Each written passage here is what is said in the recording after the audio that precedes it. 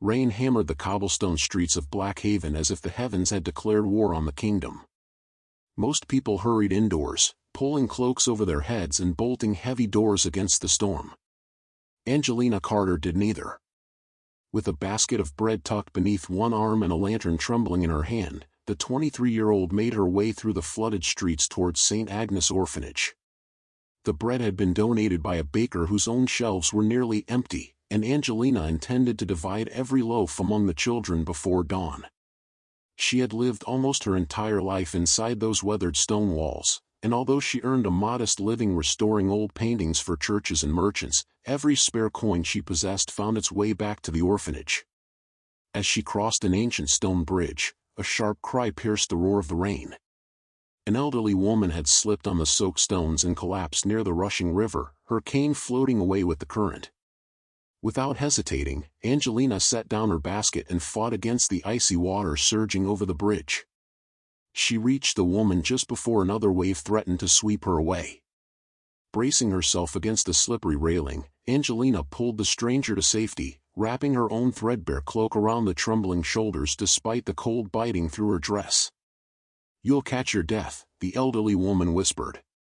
Angelina smiled gently. "Not tonight. Let's worry about you first." The woman's silver eyes studied her with quiet fascination. She expected questions about her identity or demands for gratitude, yet Angelina asked for neither. Instead, she searched the stranger for injuries, retrieved the drifting cane, and insisted on escorting her to the nearest carriage shelter. Before leaving, the older woman noticed a small pendant resting against Angelina's neck. Its worn crest stirred a distant memory buried deep within her past, but she concealed her surprise behind a warm smile. "You have a rare heart, child," she said softly. "My parents always believed kindness should never wait for permission," Angelina replied. "Even if they're gone, I still try to honor them." The woman nodded thoughtfully before disappearing into a magnificent black carriage that arrived moments later. Only after it vanished into the storm did Angelina realize the coach bore the crest of House Ashford, the most powerful ducal family in the kingdom. The next morning, Duke Felix Ashford stood before the shattered remains of his confidence. His fiancée had fled during the night, leaving behind only a brief letter announcing she had chosen another nobleman with greater influence. In 2 days, Black Haven would host an international royal summit attended by kings, queens, ambassadors, and powerful dukes from neighboring realms. Every invitation listed Felix and his future duchess as hosts. If his humiliation became public, rival houses would seize the opportunity to weaken House Ashford's political standing, and his ambitious uncle would gladly fan the flames of scandal. Felix crushed the letter inside his gloved hand. Betrayal no longer surprised him. His mother had been murdered when he was a boy, trusted advisors had sold secrets to enemies, and affection had always arrived carrying hidden knives. Love, he believed, existed only to expose weakness. The Dowager Duchess Eleanor entered without ceremony, carrying herself with quiet authority despite her age. "I have found someone," she said. "I don't need another bride. You need someone with dignity. I need silence. You need survival." Her calm certainty irritated him, yet he trusted no one's judgment more than hers. Meanwhile, Angelina returned to the orphanage only to discover the matron sitting beside a stack of unpaid bills.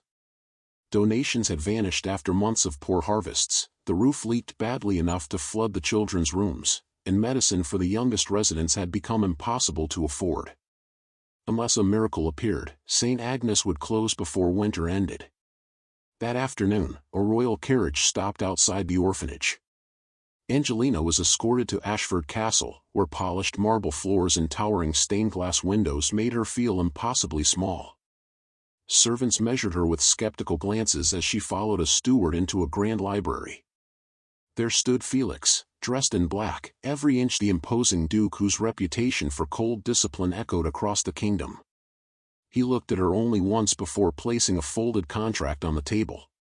"Pretend you're my wife for one night," he said evenly. "Smile when required. Speak only when necessary. Tomorrow you'll leave forever." Angelina stared at the document, then quietly met his icy gaze. If I refuse, you'll return to your life exactly as it is. She thought of hungry children, leaking roofs, and empty medicine bottles. Slowly, she picked up the pen. "I'll do it," she whispered. Neither of them realized that the simple signature she placed upon the parchment would bind their lives far more deeply than either contract or promise could ever predict. The wedding took place before sunset in the castle's ancient chapel, witnessed only by the Dowager Duchess, a royal priest, and a handful of trusted servants. What neither Felix nor Angelina knew was that the ceremony followed an old Ashford tradition preserved in forgotten royal records. Every vow spoken beneath the chapel's centuries-old stained glass carried full legal authority, regardless of the couple's intentions. To them, it was only a performance meant to survive one difficult night. To the kingdom's oldest laws, they had become husband and wife. After the ceremony, they appeared together before foreign nobles attending the royal summit. Angelina wore an ivory gown embroidered with silver threads that shimmered beneath the chandeliers, yet she carried herself with such natural grace that even seasoned aristocrats struggled to believe she had never belonged to noble society.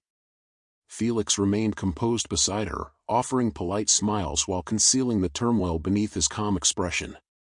Every successful conversation spared House Ashford another dangerous rumor, and every graceful gesture from Angelina strengthened the illusion they had created together. When the formal celebrations ended, silence settled across the castle. Servants withdrew, musicians packed away their instruments, and guests retired to luxurious chambers. Felix escaped to his study, burying himself beneath military reports instead of acknowledging the unfamiliar comfort created by Angelina's presence. Hours passed before his stomach reminded him that he had ignored every course served during the banquet. Angelina noticed the untouched dinner tray outside his study door while wandering the quiet corridors in search of water. She hesitated only briefly before carrying the tray to the kitchens.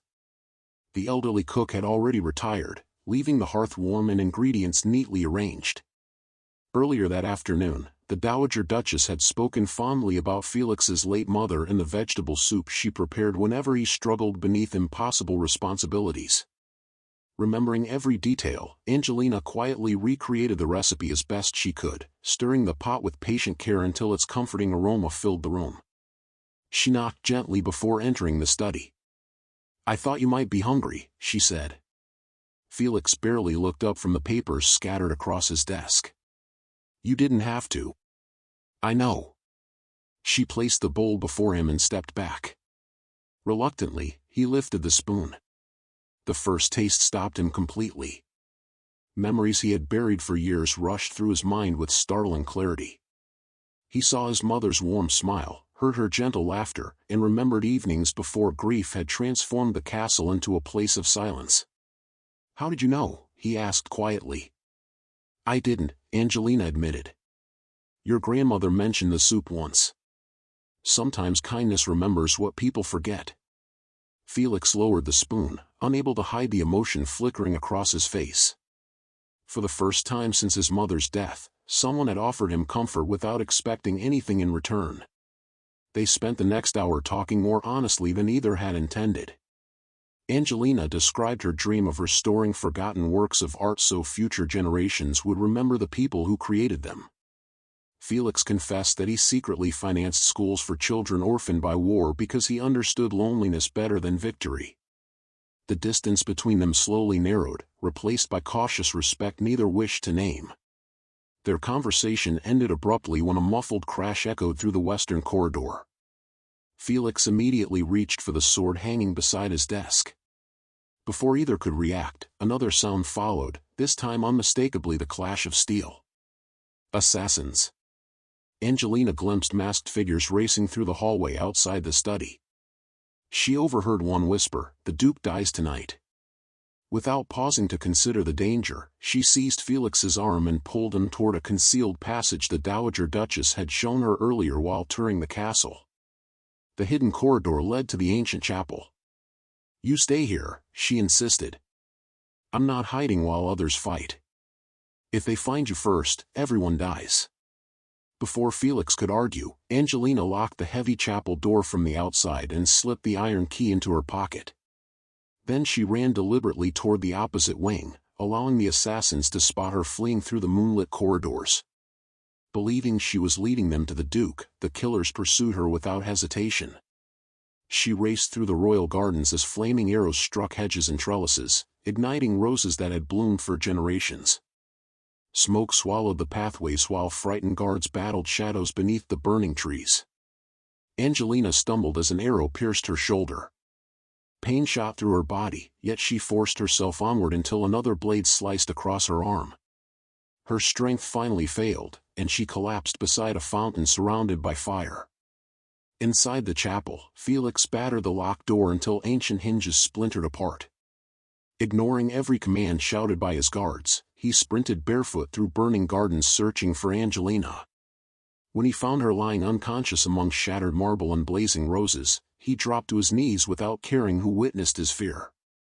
Gathering her gently into his arms, he carried her through smoke and falling embers, calling her name again and again as though refusing to let silence claim her. From palace windows, nobles watched the kingdom's coldest duke weep openly for a woman he had sworn would mean nothing by morning, never realizing that before dawn, everything they believed about their fragile arrangement would be shattered forever. Angelina awoke 2 days later in a quiet chamber overlooking the castle gardens. Her shoulder burned where the arrow had pierced it, and thick bandages wrapped her injured arm. Through the open window, she could hear servants repairing the damage left by the assassination attempt, while distant bells announced the successful conclusion of the royal summit. She remembered the flames, Felix carrying her through the smoke, and the desperate fear in his voice.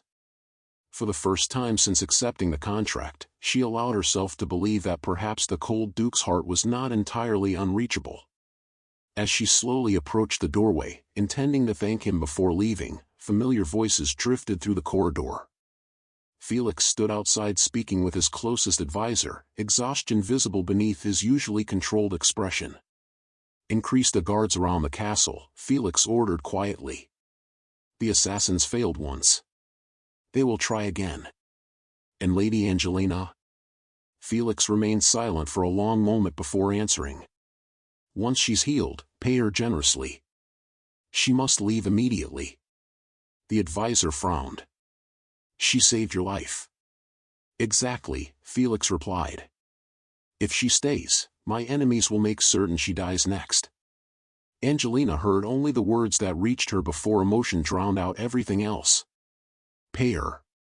She must leave. The hope she had carried only moments earlier crumbled into silent heartbreak. She believed the kindness she had shown, the risks she had taken, and the life she had nearly sacrificed had earned nothing more than another transaction. Refusing to burden him further, she returned to her room before anyone noticed her standing there. Before sunrise, while the castle still slept, Angelina quietly packed the few belongings she had brought from the orphanage. She left the expensive jewelry untouched, folded the elegant gowns neatly across the bed, and placed her wedding ring beside the signed contract on the table. Without waking a single servant, she slipped through the servants' entrance and disappeared into the gray morning mist. She never discovered that she carried Felix's child beneath her heart. Hours later, Felix entered her chamber intending to explain everything. The empty room greeted him with unbearable silence. His eyes fell upon the abandoned ring, and a feeling he had never known settled heavily inside his chest. The woman who had saved his life without asking for reward had vanished without leaving even a farewell. He searched the city that very day. By nightfall, she was gone. Weeks passed before the royal archivist finally recovered from injuries suffered during the assassination. He requested an immediate audience with Felix and arrived carrying faded legal records preserved for centuries inside the castle library. "There is something your grace must know," the elderly scholar said carefully. "The wedding performed in the Ashford Chapel followed the first covenant ceremony." Felix frowned. "What does that mean?" "It means your marriage was never symbolic. According to royal law, witnessed vows spoken inside that chapel create a lawful marriage recognized by both crown and church." The revelation struck Felix harder than any battlefield wound. Angelina had never been pretending. She had been his wife. His search expanded beyond Blackhaven. Riders carried her portrait across neighboring kingdoms. Rewards were offered to merchants, innkeepers, sailors, and travelers. Every report ended in disappointment. It was as though the rain itself had swallowed her without leaving a trace. Several months after her disappearance, another truth reached him. The physician assigned to examine Angelina before the wedding reported that she had unknowingly shown the earliest signs of pregnancy. Felix could barely breathe. Somewhere beyond the borders of his search, his wife carried his child completely alone. 6 years slipped quietly into history. Far from the politics of Black Haven, Angelina built a new life in a peaceful mountain village. Childbirth nearly claimed her life, but an aging country doctor refused to surrender either mother or son. The little boy survived, opening bright silver eyes that reminded Angelina of the man she struggled every day to forget. She named him Leo, hoping he would grow into someone brave enough to protect others without allowing sorrow to harden his heart. To support them, Angelina returned to the only craft she truly loved. Churches entrusted her with damaged murals, museums sought her talent for restoring priceless canvases, and collectors traveled great distances to witness the remarkable artist who seemed capable of returning forgotten masterpieces to life. Her reputation spread across the kingdom until newspapers affectionately named her the lady who brings history back to life. Success never changed her generous spirit. Nearly every payment she earned found its way to orphanages, schools, and widows struggling after war. She lived simply with Leo in a modest cottage overlooking rolling hills, teaching him that kindness mattered more than wealth or titles. Whenever he asked about his father, she smiled sadly and answered, "He was once a lonely man who never learned how precious love truly was." One spring, relentless rains caused the nearby river to burst its banks. Floodwaters swallowed homes and trapped dozens of children inside a collapsing village school. While others hesitated before the raging current, Angelina tied a rope around her waist and plunged into the freezing water again and again. She carried frightened children to safety until every classroom stood empty. A passing journalist captured the final rescue in a single remarkable photograph. The image appeared on the front page of newspapers throughout the kingdom. Hundreds of miles away, Felix unfolded the morning edition during breakfast. His cup slipped from his hand and shattered across the marble floor as his eyes fixed upon the familiar face he had searched for every single day, and at that moment he knew his longest journey was only beginning. The newspaper never left Felix's hand during the 3-day journey to the mountain village. Each time he looked at the photograph, he searched Angelina's face for signs of the woman he had failed to understand. She looked older, not from age but from endurance. Her gentle smile remained, yet quiet strength now rested behind her eyes, the kind earned only through surviving years of hardship. By the time his carriage reached the small valley, he understood that no apology would erase 6 years of absence. Angelina was repairing the faded mural of a modest chapel when she heard the carriage stop outside. She climbed down from the scaffold, wiped the paint from her hands, and stepped into the sunlight. The moment their eyes met, neither spoke. The wind stirred the wildflowers growing beside the stone path while memories neither could escape filled the silence between them. Felix removed his gloves slowly. "Angelina." She offered a calm nod. "Your Grace." "Welcome." Nothing more. No tears brightened her eyes. No anger sharpened her voice. Her quiet courtesy hurt far more than hatred ever could. It proved she had learned to live without expecting anything from him. Before Felix found the courage to speak again, laughter echoed across the yard. A little boy chased a wooden toy horse through the grass before stopping suddenly in front of the unfamiliar visitor. He studied Felix with open curiosity, tilting his head exactly as Angelina often did when restoring delicate paintings. "Mama," he asked innocently, "why does that man have eyes like mine?" The world seemed to stop. Felix looked into the child's silver eyes, so unmistakably like his own, and every lost year crashed over him at once. His knees weakened beneath the weight of realization. He slowly knelt before the boy, unable to stop the tears gathering in his eyes. "What is your name?" he whispered. "Leo," the child answered proudly. "Mama says I should always tell the truth." Felix smiled through overwhelming regret.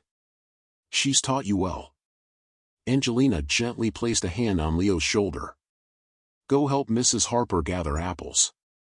The boy nodded happily and ran toward the neighboring orchard, leaving the adults alone with everything left unsaid. Felix finally met Angelina's gaze. I searched every kingdom. I know. You knew? I heard the stories. Why didn't you come back? She remained silent for a moment before answering. Because I believed you wanted me to disappear. Felix closed his eyes. I wanted to save your life. You never told me. I thought actions were enough. They weren't. Those 2 words carried 6 years of loneliness more powerfully than any accusation. Back at Ashford Castle, the Dowager Duchess refused to accept that so many tragedies could have been coincidence. She ordered forgotten archives reopened and commissioned trusted investigators to examine records surrounding the deaths of Angelina's parents, the orphanage fire, and the assassination attempt. What emerged was a pattern too deliberate to ignore. Every path led toward Felix's uncle, Lord Victor Ashford. For decades Victor had manipulated alliances, eliminated rivals, and concealed crimes behind carefully crafted accidents. Felix's mother's murder had secured his influence within the family. The assassination at the summit had been designed to remove Felix completely. Angelina's parents had died because they protected documents revealing Victor's conspiracy years earlier. Even the orphanage fire that destroyed evidence of her family history had been arranged under his orders.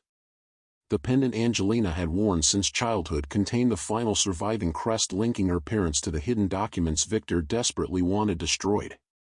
When Victor learned Felix had reunited with Angelina, desperation replaced caution. Under cover of darkness, armed mercenaries surrounded the village. Their leader seized Leo while he played outside the cottage and disappeared into the mountains before anyone could intervene. A single message remained behind. Bring the pendant.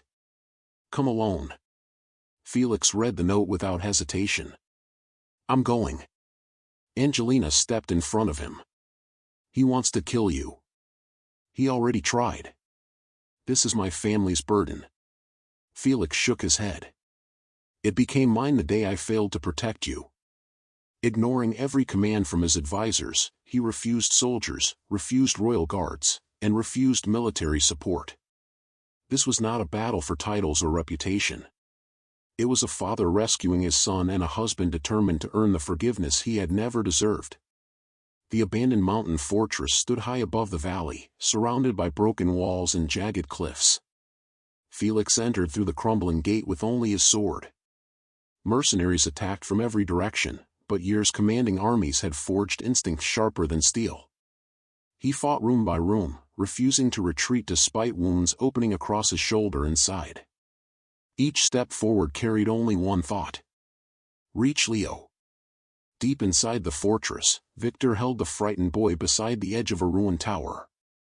You've always been weak, Victor sneered. Your mother chose kindness over power, and now you've made the same mistake.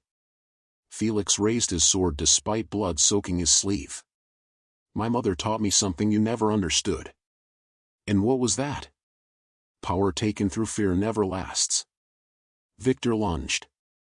Their blades collided in a violent struggle that echoed through the ancient fortress. Felix finally disarmed him but suffered a deep stab wound protecting Leo from a concealed dagger. As Victor prepared one final attack, voices rose from outside the shattered gates. Farmers carrying tools. Teachers carrying hunting bows.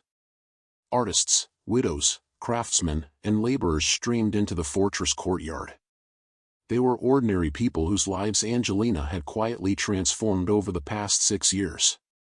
They had come not because a duke commanded them, but because kindness had earned their unwavering loyalty. Surrounded by the very people he had once dismissed as powerless, Victor realized too late that compassion had gathered an army stronger than fear, while Felix, wounded yet standing beside his rescued son, understood that the greatest victory of his life had never been won with a sword alone. Victor Ashford was taken to the capital in chains under heavy guard, his years of deception finally exposed before the Queen and the Royal Council. Witnesses testified one after another, revealing forged documents, bribed officials, and carefully planned murders disguised as accidents. The evidence left no room for denial. He was stripped of every title, every estate, and every privilege he had stolen through fear. As the judgment was announced, Felix felt no satisfaction, only quiet relief that the darkness haunting his family for so many years had finally reached its end. Angelina remained at the mountain village while Felix recovered from the wounds he had suffered rescuing Leo. She visited him each morning with fresh bandages and herbal medicine, speaking little while carefully changing the dressings. Their conversations were gentle but cautious, as though both understood that healing a heart required far more patience than healing broken flesh. Leo ignored the awkwardness entirely. He spent his days asking Felix endless questions about horses, castles, and swords, unknowingly rebuilding a bond that neither adult had believed possible only weeks earlier. One afternoon the Dowager Duchess arrived carrying an old cedar chest recovered from the Ashford archives. Inside rested faded journals, architectural sketches, family records, and a sealed letter protected for decades beneath layers of wax. The Queen herself had ordered every forgotten document examined after Victor's crimes came to light. The oldest journal belonged to Angelina's great-grandfather, the kingdom's most celebrated artist and architect. During years of war, his family had secretly hidden priceless paintings, sculptures, and historical manuscripts before invading armies could destroy them. Rather than claiming wealth or noble rank, they dedicated themselves to preserving the kingdom's cultural memory. Their descendants inherited not political power but a sacred responsibility to safeguard history for future generations. The pendant Angelina had worn since childhood matched the crest drawn throughout the journal. The final page contained one handwritten sentence. When the last guardian is found, let compassion remain the measure of every inheritance. Angelina closed the journal slowly, tears shining in her eyes. For the first time in her life, she understood that her parents had died protecting something far greater than themselves. They had not left her riches or influence. They had left her a purpose. Several weeks later the Queen summoned Angelina, Felix, Leo, and the Dowager Duchess to the royal palace. Nobles filled the grand hall expecting another formal ceremony, yet few understood why an artist from a mountain village had been invited to stand beside the kingdom's highest families. The Queen rose from her throne with unusual warmth. For centuries, she declared, our kingdom has honored those born into privilege. Today we honor someone who earned respect through service. She turned toward Angelina. You restored our history when others allowed it to crumble. You protected strangers before protecting yourself. You transformed generosity into your life's work. Therefore, by the authority of the crown, I create a title that has never before existed. The hall fell completely silent.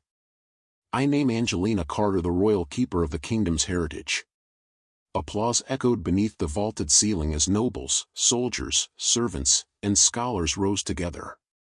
Angelina accepted the honor with quiet humility, knowing it represented responsibility rather than glory. When the ceremony ended, Felix stepped forward carrying the weathered contract that had first brought them together. Every eye followed him as he unfolded the parchment before the gathered court. This document began with fear, he said. It reduced an extraordinary woman to a bargain when she deserved trust instead. Without hesitation, he tore the contract into small pieces that drifted across the marble floor like falling snow. Then the young duke did something no one expected. He knelt.